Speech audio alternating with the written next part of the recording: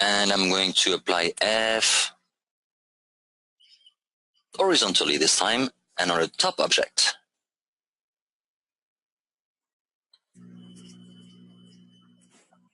Okay. No. I want this object to stay on track. Okay. Let's call this A and this B. So, same as before. Let's imagine we know MA, we know MB, and we would like to calculate, let's change the role. Let's know alpha, mu S, mu K. We're given F, and we're looking for the acceleration of the system if B is going down. So that implies that MB, to be safe, is much bigger. Wait, no. F is big. So F is a big value. So that B is going down and A is going up. Okay?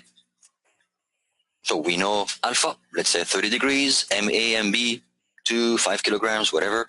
Let's apply significantly enough magnitude for F along the inclined plane such that the weight of A is not going to win, and therefore A is going to go up the inclined plane, B is going to go down the inclined plane.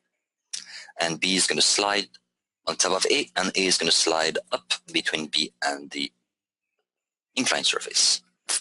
And let's look for the acceleration. Let's see if we can do this. All right. We have, again, two systems. We know we're going to have to study both, so let's start with the easiest one, B. Free body diagram. We're doing object B, therefore the first force is the weight of B, mbg. What else? Normal force.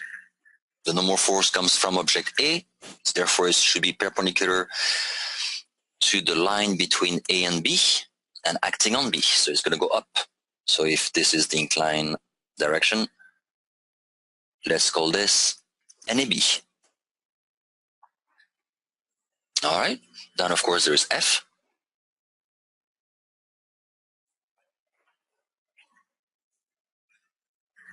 And then the tension. All right. The last one is friction. If object B is going down the inclined plane, then obviously friction is going to go up. So same as the direction as T, this one will be mu K and AB. We know it's mu K because we know we're dealing with Fk because the object is being accelerated. So we're going to use Newton's second law. And again, we're going to use Newton's third law as we go from free body diagram for B to the one for A. How does it look so far? Did I forget anything or are we good? We went through the weight, normal force, pulling, pushing, friction. Everybody agrees?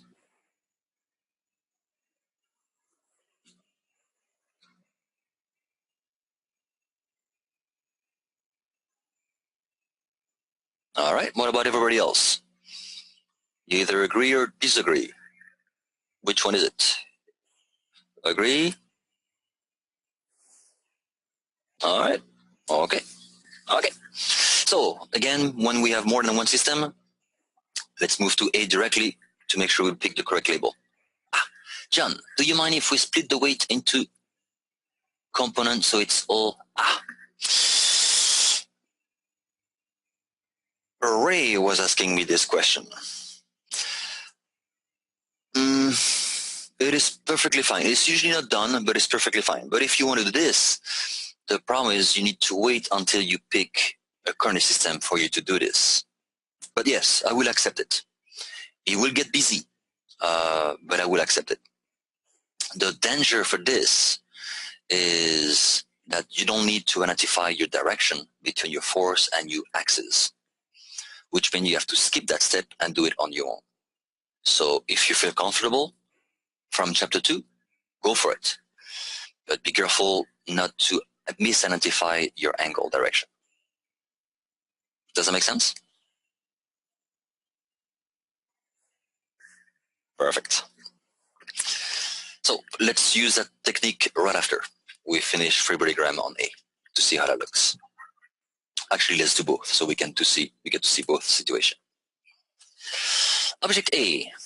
This one is going to be messy, so let's make it big. MAG. Then there is the normal force. Same situation as before. There's going to be a normal force from the inclined plane acting on A. This one is perpendicular to A going up and left.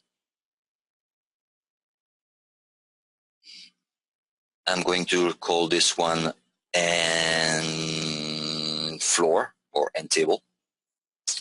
Then there is a normal force from object B acting on A, which is opposite in direction. And I identify Newton's third law, which means I can call this one NAB. Then there is any pushing, in this case only the tension, and I realize again by Newton's third law and the property of the pulley that this tension is exactly the same as the one showing up in free body diagram B, so let's give it the same name. And the last one is friction. Again, we're looking for an acceleration, therefore the system is moving, therefore we're dealing with Fk. Since the system A is moving up, then the friction between A and the table is down, and between A and B also down, both of them, absolutely. So one, you can either put them side by side or on top of each other, you decide. So this one will be mu K and F, and this one will be mu K and AB. Okay? How is it so far?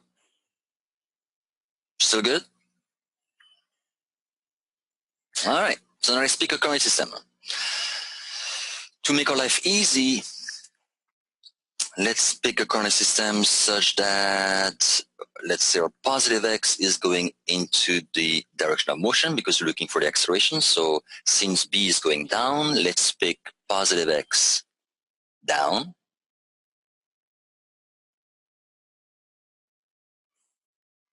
And A is going up, so let's pick positive x up.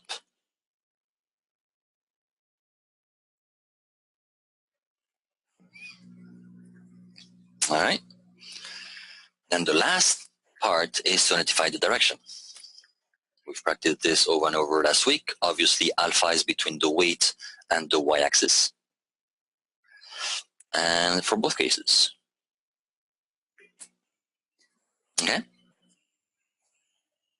So at this stage, and correct me if I'm wrong, John, what you're wondering is if instead of using this coordinate system, you are going to use that.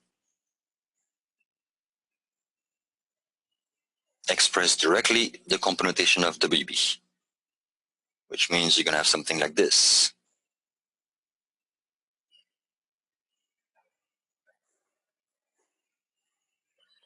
Is that what you had in mind?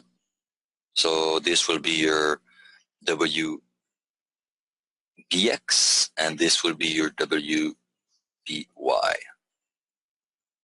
Okay, perfect. So feel free to do this. What I would strongly suggest, however, is that you keep W so that you keep the angle. So that as you go and express the functional from WB, it's clear that is going to be the cosine negative and WX going to be sine negative. Okay? So I will always expect this. This implies that you have used chapter 2 already into it. I remember Ray asking me this. I suggested at that time, don't do it because otherwise your free body diagram gets messy. But, you know, if that helps, go for it. What I would suggest, though, if you do this, make it big. Make it big, big, big. Usually the bigger the free body diagram, statistically, the more chances that people get the correct answer for the problem. The smaller the free body diagram or the sloppier, statistically, I just need to go to the answer and confirm that it's a wrong answer. So remember, when you do a free program, when you have a lot of forces, make them big, because that will make your life easy as you apply chapter 2 and write the equations. All right, good. So 2 equations for this bugger, 2 equations for that bugger. Let's start with the X. I have an F. So when you have a lot of forces like this, I usually pick one. So that's a F. I'm going to start with F, and I'm going to go counterclockwise so I don't forget anybody. So Fx is here, and AB is 0. Yes. Okay. Well, let's do it with the easier case. I want to show you the matrix, a little trick. Oh, question for Scott. Does the XY coordinate going to be the same positive? Excellent. Anybody can answer Scott.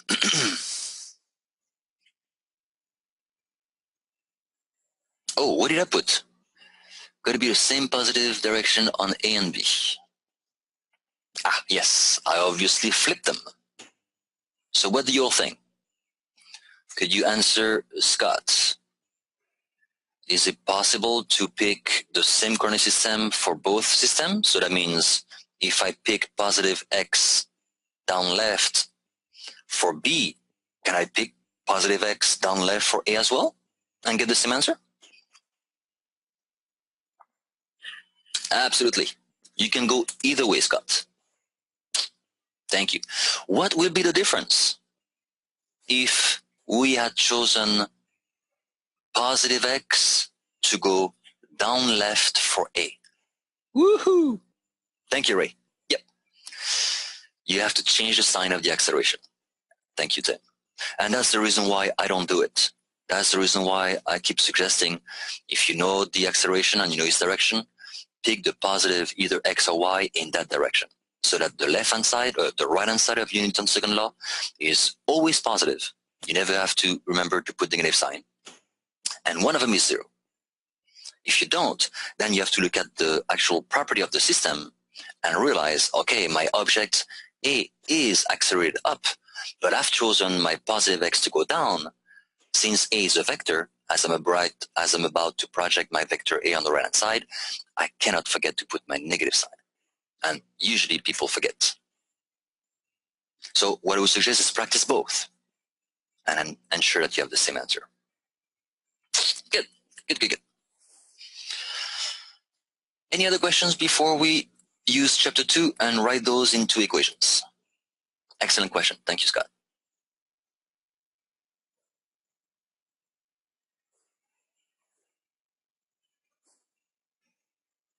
All right. So I have F, I have 0 NAB, and I have negative T. I have negative mu K NAB. And I have a positive Y X component of the weight, which is positive MBG sin alpha. Then on the Y, no more F, but I got full NAB. No more T, no more mu K NAB, and I have the negative and Y component of the weight, which will be MBG cosine alpha. Okay? Next, again, I'm going to start, say, at T, and I'm going to go that way. So first, Tx is full, NF 0, then the 2 friction, negative mu K NF, negative mu K NAB, NAB. And then this time, negative the weight, negative MAG sin alpha.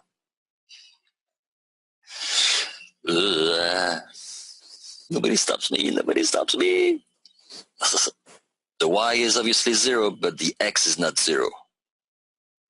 B is going down. That's where I chose my positive X. Therefore, this must be MBA. B, because I'm doing object B. So same thing here. I'm doing object A. Therefore, this must be MAA. And the other one would be 0. Thank you, Tim. And thank you, Aaron. Okay, so are we all good? Did I go somewhere else? Yeah, I forgot that I changed the problem. All right. And now I know why. So T is 0, but we have a total NF. No more friction. And now this time we have 2. We have the adjacent component, or the y component of the weight, which is also negative. So negative MAG cosine alpha. Alpha. And then we add NAB to this. And this is 0. So before we go further, how many unknown? F is known, T is unknown, NAB is unknown, so that's 2. A is unknown, NAB nothing new, we already counted, so that's 3. But we have 2 equations, okay? T is introduced, but we already had it. NF is new. That's the 4th one. NAB we know, A we know is the same, NF already known, NAB already known. Okay, so 4 equations for a known, we're good to go. So before we solve for this, let me show you a method that I've mentioned last time. If you have, let's start with a 2x2 and we'll go back to this. Let me make something up, but let me be clever about it. Okay, let's imagine I have this system that I need to solve. F, or negative mu Sn plus F cosine alpha minus mg sin alpha. And then I have N negative F sine alpha negative mg cosine alpha. Let's imagine that mu s is given, F is given, M is given, of course G, 9.8, and alpha is given. And the purpose of the game is to get, what? What? Oh no, F is not given. So let's get N and F. So, standard system, 2 equations to a known.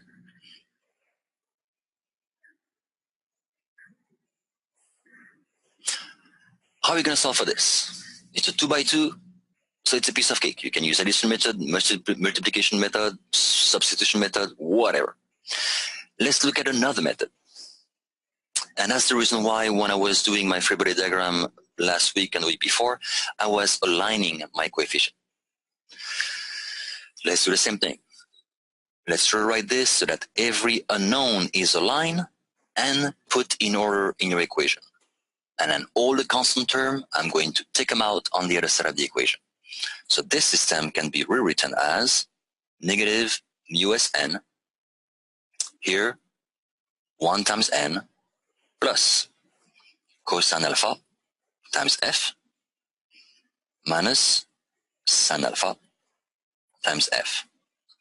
Mg sin alpha, mg cosine alpha are constant because we know alpha, we know m, and we know g. So I'm going to move them to the other side. That's the technique. You align your unknown and you move all the constant term on the other side.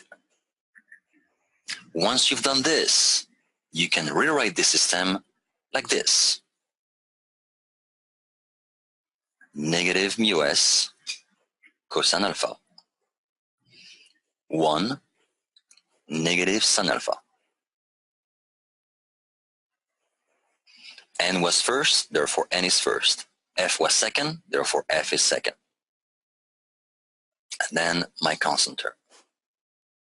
So if you've taken Math 103, you've seen this. You've seen and you've learned how to multiply matrices. How do we multiply matrices?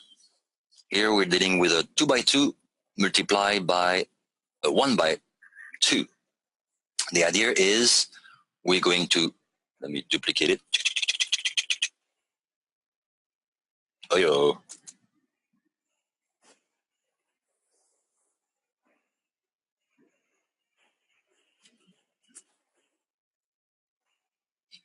Technique is very simple. You take this guy, you're going to multiply it by that guy. Then you're going to add the second one, multiplied by this one. And this should be equal to this. So negative mu s times n plus cosine alpha times f equal mg sin alpha. And look, that was our first equation. Similarly at the bottom, start with this guy multiplied by this guy plus this guy multiplied by this guy. This should be equal to that guy. So 1 times n minus sin alpha times f is equal to mg cosine alpha. Sure enough, it's this. Okay? So in general, if you multiply a 2 by 2 by a 1 by 2, a, b, c, d, f, g, then this will give you a 1 by 2, which is a times f plus b times g. And this one is c times f plus d times g. Very easy. And the advantage of writing your system, if you're dealing with linear equation into a matrix form, is that most of your calculator can calculate matrices and determinant. How does the calculator going to do this? We have to calculate the determinant of the first matrix. Let's define determinant of a matrix. A, B, C, D. All we have to do is use the fish method. A times D minus B times C. So A, D minus BC. So the nice thing about this functional form is the recipe is easy. All we have to do is calculate the ratio of two determinants. The first guy, n, will be the determinant of a matrix divided by the determinant of this matrix, the original one.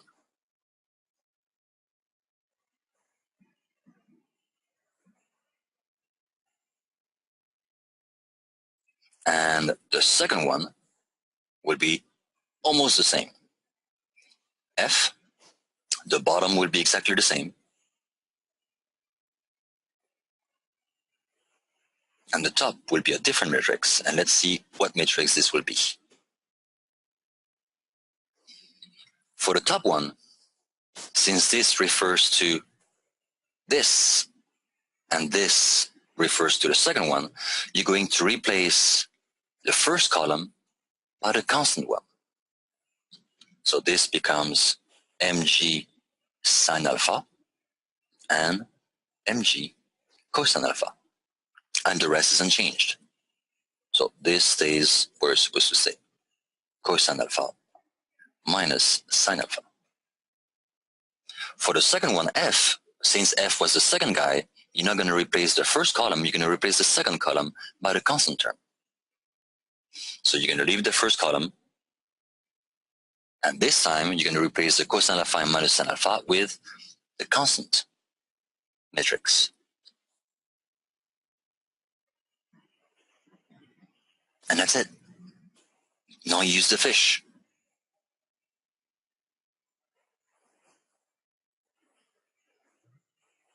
Obviously, as we calculate the determinant of n, this is going to be mg sine alpha times negative sine alpha minus mg cosine alpha squared.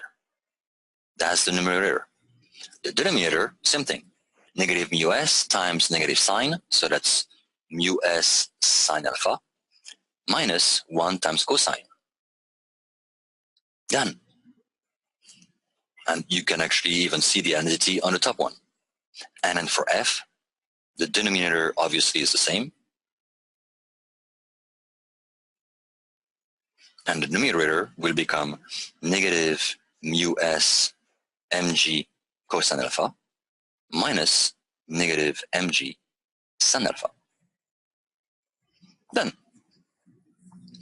The advantage again to this method is if you identify and you write your system like this and you write it like that, you should be able to enter this matrix to your calculator and press the href button or determinant button debt, or whatever.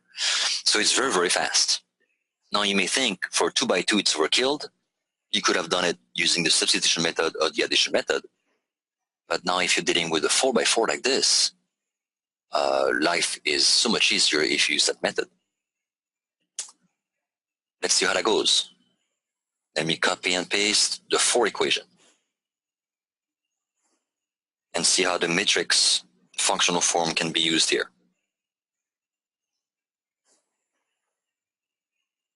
So first, I need to rewrite those 4 equations so that all my unknown are aligned. So try, time yourself. Try solve the system by your usual addition substitution, and then time yourself as you use the matrix. You will see that as the number of equation and dimension increases, the method that we're going over right now is going to be faster and faster and faster in comparison. So let's rewrite those 4 equations. The 4 unknown that I've identified are the one that I've circled. So let's put T first, then NAB second, and that's totally your choice. A after, and then NF last. That's going to be my order. So this one is going to be a 4 by 4. First equation, what multiplies T is -1. Up. Oh, wait. Before I do this, let's make our life easy. Let's rewrite all those equations clearly. So -T will be first, then NAB. So I'm rewriting the first equation. The third one is A, so I'm going to move it minus MBA. The fourth one is NF. I don't have any NF in the first equation, so I'm going to put 0. And I'm going to move all the constant term. In this case, the constant terms are of 2, -F, -MVG, sin alpha. Okay, second equation. NAB is the only one, so there is no T. And I'm going to align NAB right here. MBG cosine is a constant. 0 plus 0 is equal to MBG cosine alpha. Next equation, I have a T. So let's put the T, that was the first guy. Minus mu k NF. NF was the 4th position. So negative mu k NF. NAB was the second guy. Negative mu k NAB. And A is here, but I need to move it on the other side. Negative MAA. And whoever was not used is this guy's constant term. Let's move it out. Positive MAG sin alpha. And then last one, no T's, so 0. NAB, there is 1. NAB. Acceleration, none. Oh, this is supposed to be negative. Next one is NF. I have 1. And 1 constant term. If you have no constant term, then you just put 0. Okay. Now we can rewrite those 4 into a matrix. T is the first, NAB is the second, A is the third, NF is the 4th. So all I need to do now is write down the coefficient. -1, negative mu k, negative MB, and 0. 0, 1, 0, 0.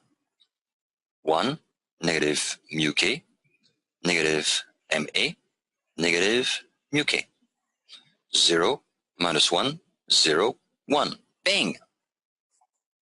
And this will be my constant term. So negative F plus MBG sine, MBG cosine, MAG sine, and MAG cosine. And now I can fit this into my calculator. I enter this 4 by 4 matrix, which that will be my denominator. And then for T, I'm going to use the same matrix, but I'm going to replace the first column by this one. And if you're only concerned about the acceleration, don't waste your time calculating all of them. Just focus on this, which means you're going to replace this third column and then calculate the determinant of this, and you divide by the original determinant or the original matrix.